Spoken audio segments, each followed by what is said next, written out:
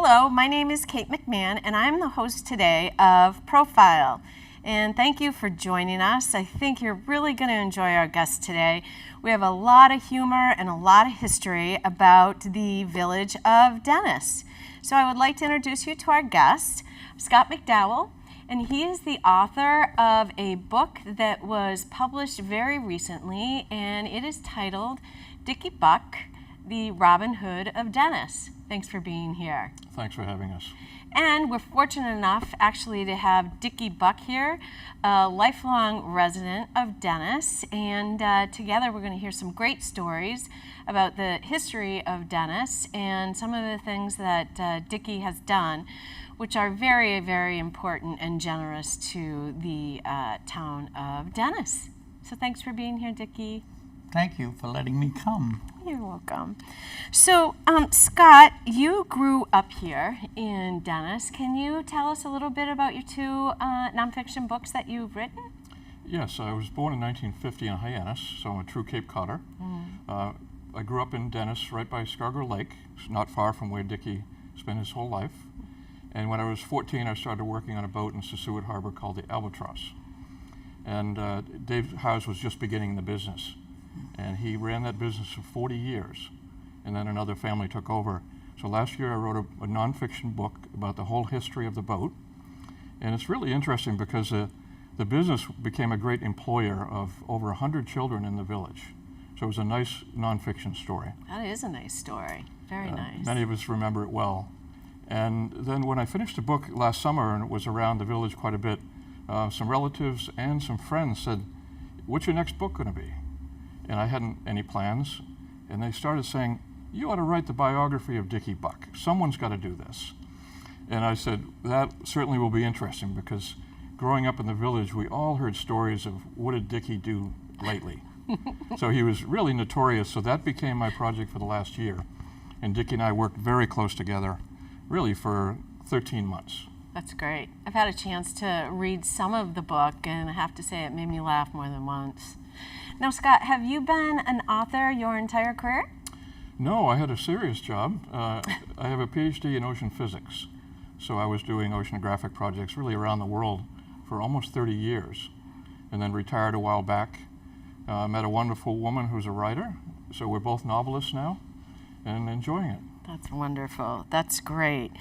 And can you talk a little bit about your new biography about Dickie? Yes, February of last year, Dickie and I were on the phone, and we talked about whether we could work together and do this as a serious project. And he had his family with him on the phone. We had a great Skype session.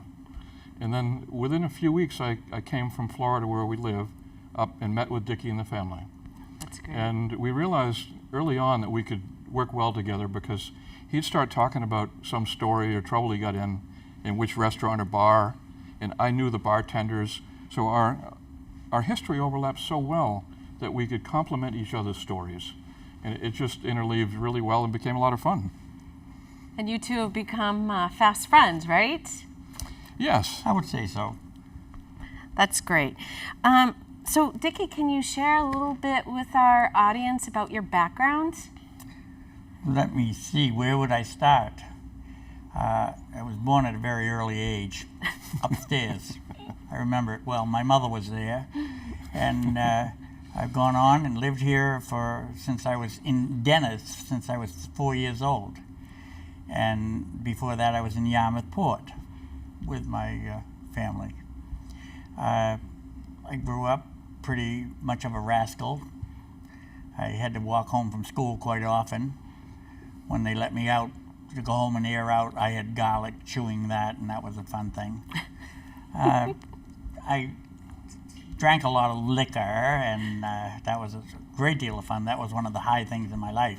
However, when I spent a couple of nights or a night in jail for assault and battery, and found that I had to walk home from the West Dennis police station, and looking for a cigarette butt hanging on the side of the road, which I would have smoked, I got home and decided that's it. No more cigarettes, no more liquor. I was 29 years old, and I quit drinking. And I'm going to say that from then on, I did nothing but prosper.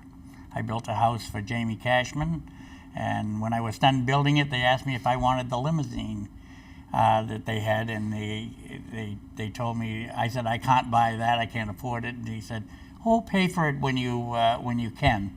So I had a beautiful limousine to start my career off in the limousine business, and I paid for it before the end of the summer. Good for you. That's great. And then I started a little landscaping business, which just blew up and mushroomed. And so I've done nothing but prosper, and I feel that I should share it with other people. I love that. Thank you so much. That's a great story. Oh, by the way, did I say I quit drinking liquor and quit smoking that very day? You did. Yes. Yes, you did. And that's when you really began to prosper. Oh, yes. That's wonderful. Now, Scott, you've talked to numerous people in the town of Dennis. Can you share any fun stories that you learned? Yeah, what was interesting is I have lived away from Dennis much of my life. So I had early memories of Dickie and him riding down the streets, standing on the seat and all sorts of crazy things. So I thought that the story of the book would be just wild stories, because I didn't know any more of Dickie. But when I started talking to people that he suggested I speak to, and then even others, they told me about the other side of Dickie that I didn't know. I didn't know there was a real good, clean side of Dickie. I thought he was just a hellion. So a story developed, really a backstory, that he was someone that everyone really appreciated. And I met with about 50 people over the course of a year and taped their input. And many of those were just crazy stories, but a lot of them started talking about the things that Dickie had done for them. And someone might be low on cash, and he'd go plow their driveway out in the wintertime. He'd mow their lawns and never ask for money. So a lot of people started calling Dickie the Robin Hood. And it's a lot better than the Evel Knievel or the fist fighter. So there's two different phases of his life. And Robin Hood really stuck, and he's appreciated by a lot of people. Sounds like the village very much benefited having you as a resident. That's a wonderful story. Also, I think we wanted to talk about why you wrote the biography and a story about Dickie when he was younger, and as you referred to him as a hellion. Yeah, everyone felt like we have to document Dickie's life, whether he liked it or not. But he did want to, because he's a showman. He's a performer and always has been. So he agreed with all of us that let's write this down. And his memory is amazing. So there was no shortage of stories I taped 25 hours with Dickie over the course of the year. And he kept adding more stories, and even recently he said, we've got to upgrade the book, revise it, because there's more stories. But it was, I wrote the book for Dickie.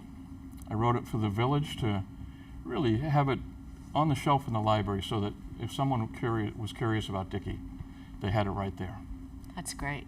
Do you want to share a story with us about back in when I think perhaps you were a harbor master? While I was drinking or while I wasn't drinking? I'd like to go back to my good friend Bob Sears in Dennis, and we had our birthday on the same time, so we would always share our birthday parties. And I well remember that going to Carlton Hall, we hired the hall and we put on a birthday performance, and we had 300 people at least at the party. And the accolades came, and they wanted us to stand up and receive our thank yous from the audience and the people that were there. And I thought I should do a backflip off the stage. I think I was drinking a little bit at the time. So I did a backflip and landed face down, big on the floor. Could have broke my neck, could have died, should have. Should have been in jail many times too.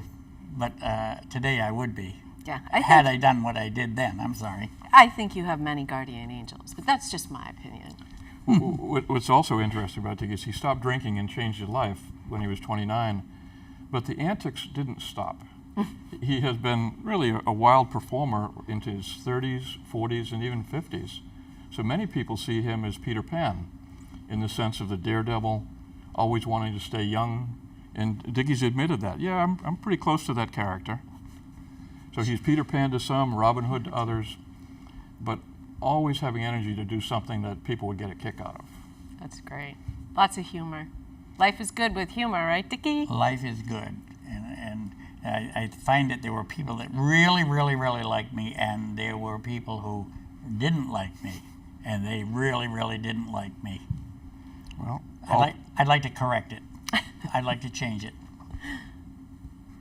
I don't think you came across that very often, did you? Most folks had good stories about him. That's right. I was busy hearing the good. Good, good.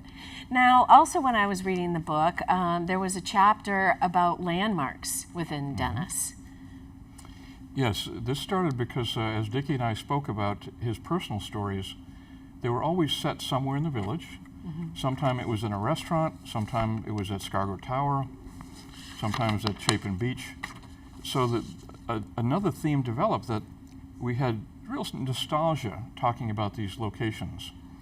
And so I made a list of all of the places that he really enjoyed. I call it his stomping grounds. And he did 10 things in this place and this bar. And I realized that we loved hearing about those old restaurants, and Gina's and Rose's and Joe Mac's and the drive-in fly-in theater. So I created a chapter near the beginning of the book just reminding people about how special those places were. And I loved it. It was fun, and then it made it easier to tell Dickie's stories amidst the locations. Yeah. So Yeah. that was good. We had fun doing that. Yeah. There's a lot of historic buildings in Dennis, too. Mm-hmm. That's wonderful. Very wonderful. And then perhaps there's other notorious characters in the village besides Dickie? Yeah, I'll say some things. I want you to talk about Dick Silver and some others. And, you know, there's been some terrific history books written about Dennis, and I respect the authors of those. They've done a great job. We decided this book was going to be different. We weren't going to talk about, you know, the town fathers or these people, but we really enjoyed the more rough and tumble characters. So there's a chapter in the book, notorious or gracious characters. And Dickie and I picked about a dozen people to talk about, and just talk about funny stories of things they had done and Dickie's interaction with them. Everywhere from a fairly wealthy man in East Dennis to the town drunk who the town loved and embraced, the dump collector. So there's some really interesting people that we did not want to forget. That's great. That's great. And I'm sure Dickie has some stories about those folks as well. You mentioned you wanted Dickie to share a couple. Yeah, Dick Silver and some others. I love talking about my friend Dick Silver, Richard Silver, and he's still alive. He's 98 years old. And he said, I was a police officer at the time, and I used to hide in the bushes and wait for you to come by. I wouldn't chase you, but I would hide in the bushes. He said, I will verify these stories. And when the station would call me up and say, it's Dickie Buck again, he was quite right. And that was one of my better friends. That's great. I can add a little bit. When I started the book, and even a while back, I was curious how notorious Dickie was. And to this day, you could stop anyone in Dennis, either resident or summer tourists, and say, have you ever heard of Dickie Buck? And I'll bet 99% of them will say, oh yeah, I remember the time he was on his motorcycle, he had a chicken in the back. Or yeah, he did this. So thousands, probably tens of thousands of people know this character. That's great. It's fun. That's great. And I know one of your haunts was Sassuat Harbor.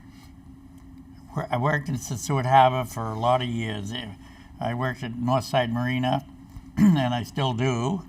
I was the harbor master over there for a number of years, and I was a police officer in the town. And all of these things were very exciting for me. That's great. Yes, and I spent a lot of time. I lived on my boat also. I had a 42-foot Chris Craft, which went down. But I owned the restaurant over there that's now very, very popular and prosperous. Didn't do such a good job with it, but my mother came up from Florida and helped me run it. We had roast beef, mashed potatoes, and green beans on the menu. That's great. But it wasn't like it's doing now. It's doing so well. Yeah, well, it's a great spot. Sassuat Harbor is very pretty. It's beautiful. It's a Yeah, very pretty and, spot. And the cafe is very beautiful. Sitting there in the evening and watching the boats come and go, and the lobster roll. Just so many people enjoying themselves. Yeah, I've had like one of it. those. They're I like great. it a lot. They're great. I like the Cape. I like the town. Yeah. A lot. So what are you doing these days, Dickie? Well, I still have a landscaping business that keeps me pretty busy, and I have the same people that I have 35 years ago, 40 years ago, same people, and so that pretty much keeps me busy. And right up until last year, two things happened. I quit doing the polar plunge, and two, I quit riding my motorcycle. I don't understand it. Just last year. Good for you for Just keeping last it year. up. Yeah. Yeah, pretty amazing. Yeah, it is, isn't it? He wasn't the typical harbor master in town either. You did that for about a dozen years, Dickie? Something like that? Well, I was either assistant or the harbor master. Yeah, about that long. He pulled some good pranks as a harbor master, Oh. too. Should I I should mention say the so. submarine? I wish you would. That story is just I'll a start. You hoot. correct me if I'm All right, wrong. all right. Dickie had a submarine, a little one-man submarine. And Two-man submarine. This was in the day of the Beatles and the Yellow Submarine. So, of course, Dickie had to have a submarine. So there was at one point where he decided he'd take his submarine down to Corporation Beach, and he took a swim fin, the old rubber types, attached it to the top of the dome, went down a little bit, and cruised back and forth in front of Corporation Beach, so that the beachgoers would look out there and be a bit scared seeing a shark. So some of them from the beach called the police, and the police got involved, and Dickie slowly went back to the harbor and got back to his job, and the police came rushing down. Dickie, you've got to go out and take care of those sharks off of Corporation Beach. And the brave man that he is, he said, yes, I'll go out in a boat and I'll make sure there's no sharks. So he went out there in a boat and cruised around, didn't find any, but he saved the day as the harbor master, and it was a classic. Yes, it was. That is classic. Also a great imagination. By the time I got back to the harbor, to get informed that there was a school of sharks, not one, but a school of sharks, and I had to rush back. Oh, that's hysterical. People's imaginations, right? Yeah. Now, let me say one last thing I'd like to tell you about. In this book, it tells about a lot of fights that I got in. Well, I had these two things happen. One, I would never fight anyone as small or as small as I was, so I always have to be a bigger one, so that in case I got wasted, it would be not embarrassing because it was a bigger guy. But it was a sport in my time. It was to go out is like going out and playing ping pong somewhere. Right. Now you get incarcerated for it. Same thing. Not popular anymore, is Didn't it? really intend to hurt anybody, but it was just dominance, I suppose. And I was pretty good at it. And I enjoyed it. That's great. That's great. So, Scott, how can somebody pick up a copy of your book? If you come to Dennis Village, you'll see this character all over town, and he has many friends in the retail shops. So anywhere from Dennis Public Market, Scargo Cafe, Scargo Pottery, the Save-On gas station, Northside Marina, all of his friends have his book on the shelf. That's great. And also for the people out of town that have wanted the book, they can get it through Amazon.com. You just type in Dickie Buck. You can Google him, and there's no one like him. Did you say Scargo Pottery? Yes, I think so. Yeah, Yes, yes, yeah. he did. nicest people. Yep. That's great. Well, thank you so much for being here today. Thank you for the giggles. Thank you for telling another part of the history of Dennis Village. It was great to have you both. Thank you, Kate. I'm pretty excited. Thank you for letting us come. Absolutely. Thanks again. Great. And until next time, this is Profile.